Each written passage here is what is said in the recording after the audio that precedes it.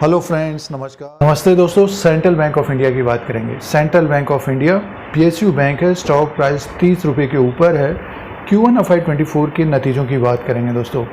Performance की बात करेंगे, क्या इंटरेस्ट इनकम रहा है, प्रॉफिट क्या रहा है, ग्रॉस एनपीएज और नेट एनपीएज में और एसेट क्वालिटी में कितना सुधार हुआ है, अर्निंग पर शेयर की बात करेंगे। तो इन पॉइंट्स की बात इस वीडियो में करते हैं।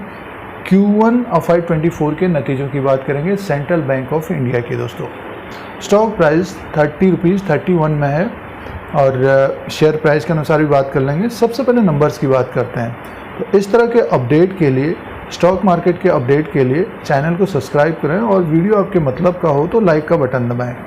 देखिए, ये सेंट्रल बैंक के नंबर्स हैं दोस्तों। सबसे पहले नंबर्स की बात कर लेते हैं। सेंट्रल बैंक ऑफ इंडिया के ये नंबर्स हैं और परसेंटेज में देखिए जो ग्रोथ रही है ये परसेंटेज में है। सालाना, year on year, quarter and quarter के हिसाब से कितनी ग्रोथ रही है ये परसेंटेज में है। टोटल इंटरेस्ट इनकम की बात कर लेते हैं। करोड़ में नंबर्स है। जून 2023 में 7,225 करोड़ का इंटरेस्ट इनकम हुआ है। जून 22 में, पिछले साल 2022 में 5,526 करोड़ का था और मार्च के क्वार्टर में 7,144 करोड़ का था। ये टोटल है।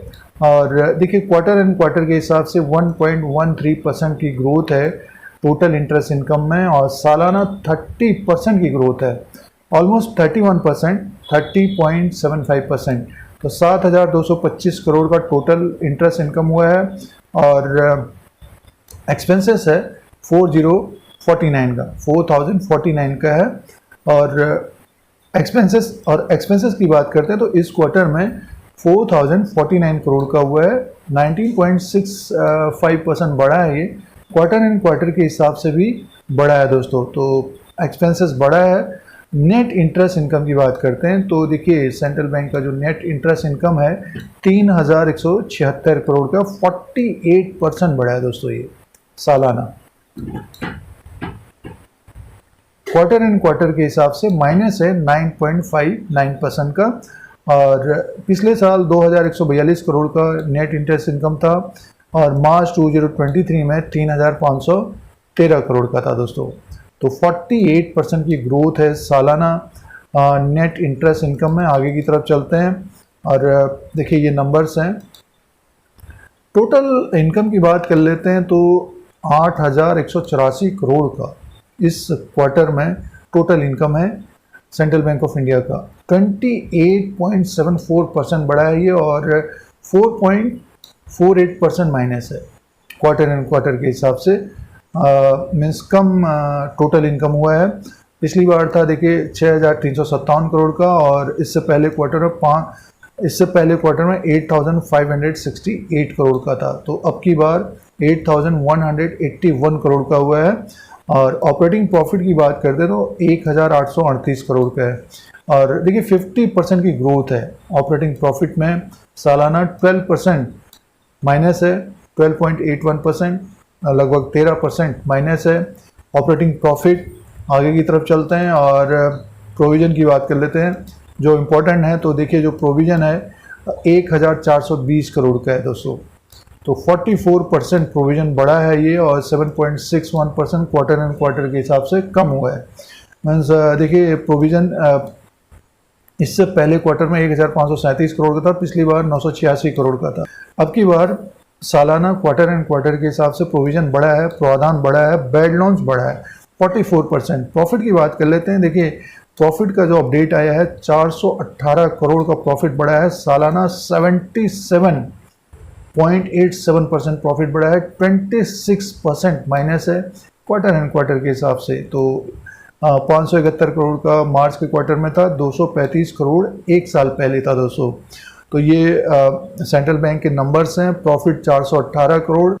अब दोस्तों महत्वपूर्ण पॉइंट की बात करते हैं। ग्रॉस एनपीएज और नेट एनपीएज की बात करते हैं तो 4.95% इस क्वार्टर में है।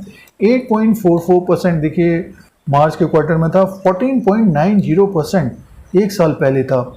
नेट एनपीएज की बात करते हैं तो 1.75% रहा है इस क्वार्टर में और 1.77% इससे पहले क्वार्टर में था। एक साल पहले देखिए ये 3.93% का था।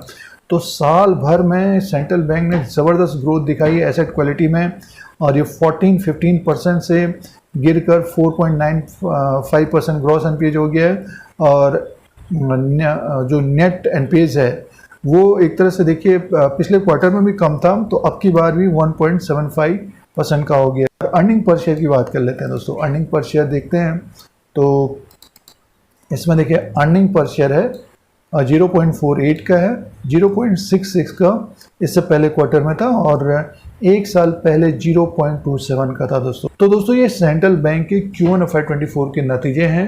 इनकम सालाना ग्रोथ है और प्रॉफिट में भी ग्रोथ है, और एसेट क्वालिटी में ज़बरदस्त सुधार है। 4.95% का ग्रॉस एनपीए हो गया है, 1.75% का नेट एनपीए है दोस्तों। तो एक तरह से देखिए ठीक ठाक नतीजे हैं ये, बट ये क्वार्टर एंड क्वार्टर के हिसाब से थोड़ा बहुत कम है दोस्तों। तो ये सेंट्रल बैंक के Q1 FY24 के नतीजे हैं। अब दोस्तों शेयर प्राइस के अनुसार बात करते हैं। ये एक साल का ग्राफ है। स्टॉक प्राइस 31 रुपीज़ में दोस्तों।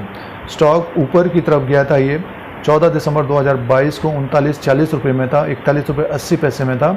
उसके बाद देखिए स्टॉक में एक मुनाफा वसूली गिरावट देखने को मिली है, और 27 मार्च 2023 को 22 रुपये में था दोस्तों। उसके बाद देखिए थोड़ा बहुत इसमें अप ट्रेंड है, बट 30 रुपये के ऊपर ये टिक नहीं पा रहा दोस्तों।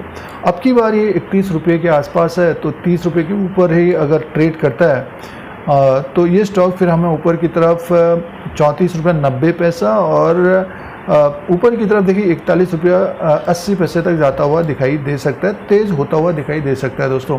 तो इसमें करना क्या है कि 30 रुपये का या 29 रुपये का एक स्टॉप लॉस रखना चाहिए जिनके पास सेंट्रल बैंक है, और जिनके पास समय है तो स्टॉक को होल्ड करना चाहिए दोस्तों। स्टॉक को होल्ड करना चाहिए।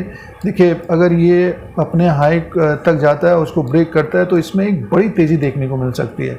और ये हम देखिए ये एक साल का ग्राफ है, 5 साल के ग्राफ के अनुसार देख लेते हैं। देखिए 5 साल का जो ग्राफ है सेंट्रल बैंक का, तो अभी भी ये 54% नीचे की तरफ है।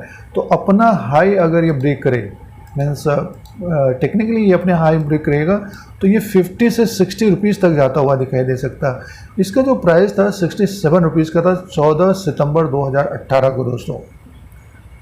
तो टेक्निकली अपने हाई को ब्रेक करेगा तो अच्छी तेज़ी देखने को मिल सकती है। तो इसमें करना क्या चाहिए, जिनके पास समय है तो होल्ड करना चाहिए, स्टॉक को होल्ड करना चाहिए। और जिनके पास कम समय है तो एक प्रॉफिट वाला स्टॉप लॉस, यानी मीन्स जिन्होंने 20, 22, 23 रुपये में लगा रखा है, लिया है, तो एक प्रॉफिट वाला स्टॉप लॉस होना चाहिए। 27, 28, 29 रुपये का कोई भी प्रॉफिट वाला स्टॉप लॉस लगाना चाहिए, क्योंकि 30 के नीचे क्लोजिंग देगा तो ये 26, 27 रुपीज़ तक आता हुआ दिखाई दे सकता है। देखिए जो छोटे मझोले बैंक होते हैं, जैसे कि सेंट्रल बैंक है 31 रुपीज़ में है, तो प्रॉफिट बुकिंग मुनाफा वसूली होगी बाज़ार में, तो एक साथ नीचे की तरफ 5-5, 6% नीचे की तरफ गिर जाते हैं ऐसे स्टॉक। तो एक प्रॉफिट वाला स्टॉप लॉस होना चाहिए, और जिनके पास समय है तो हमारे अनुसार होल्ड करना चाहिए। ये हमारा व्यू रहेगा। सेंट्रल बैंक में इम्प्रूवमेंट हो रहा है, एसेट क्वालिटी में सुधार हो रहा है, बैंक को प्रॉफिट आ रहा है, जैसे कि हम लोगों ने नंबर्स भी देखे।